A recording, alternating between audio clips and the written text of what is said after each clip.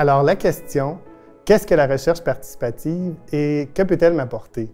Toi, Marc Saint-Onge de l'Observatoire québécois du loisir, quelles sont tes préoccupations?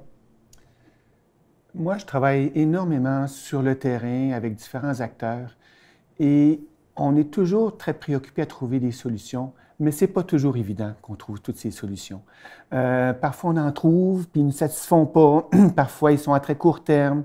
Et je cherche des solutions qui pourraient venir du monde de la recherche participative.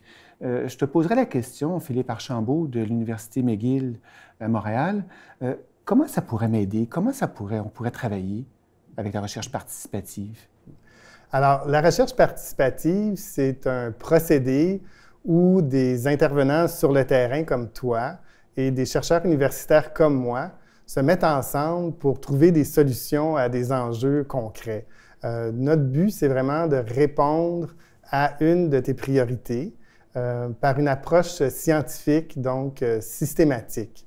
Alors, c'est vraiment une alliance entre des gens sur le terrain comme toi, des chercheurs, pour répondre à un enjeu, une préoccupation. Pour moi, je suis heureux d'entendre cette explication parce que ça me clarifie davantage, mais j'ai besoin de solutions qui vont persister dans le temps. Quand je dois rencontrer mes directeurs pour demander des sommes d'argent supplémentaires, je dois réussir à leur vendre cette idée-là.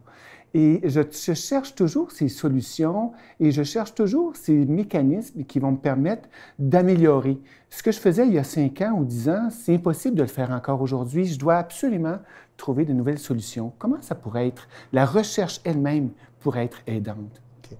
La recherche scientifique, c'est une approche systématique où on va poser une question, puis on va se donner les moyens pour y répondre et on va trouver des résultats, des solutions. Mais peut-être c'est plus facile d'y répondre à ta question avec un exemple concret. Aurais-tu peut-être une idée qui te trotte dans la tête, puis on pourrait partir de là? J'en ai plusieurs idées, mais une, entre autres, avec laquelle j'ai à composer, c'est l'intégration des enfants handicapés dans les camps de jour.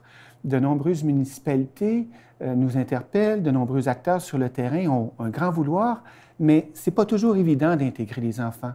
Et cette recherche de mécanismes n'est pas toujours présente. Est-ce qu'il y aurait une matière dans ça à faire une recherche avec cette idée-là? Bien, c'est un excellent exemple. Peut-être une première question, ça serait de comprendre la problématique, de comprendre pourquoi les enfants en situation de handicap ne sont pas bien intégrés dans les activités du camp de jour.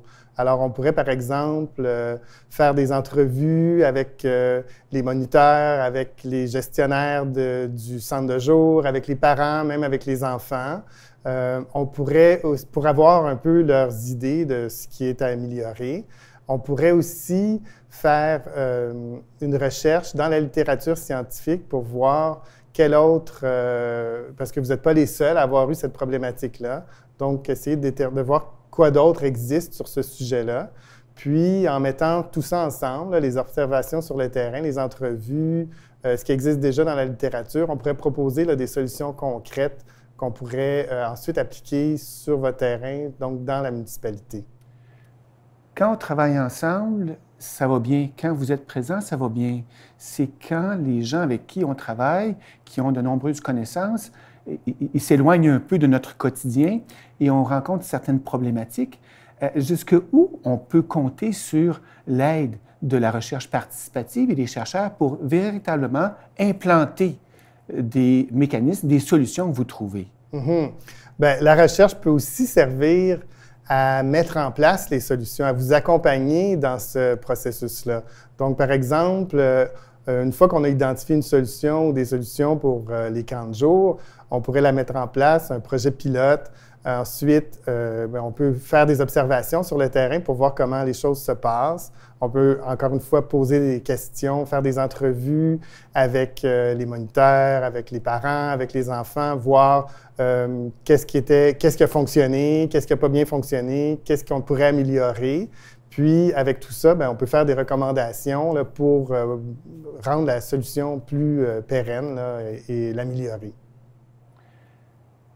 Qu'est-ce que ça représente comme tâche, comme obligation, comme responsabilité si je m'associe à un projet de recherche participative.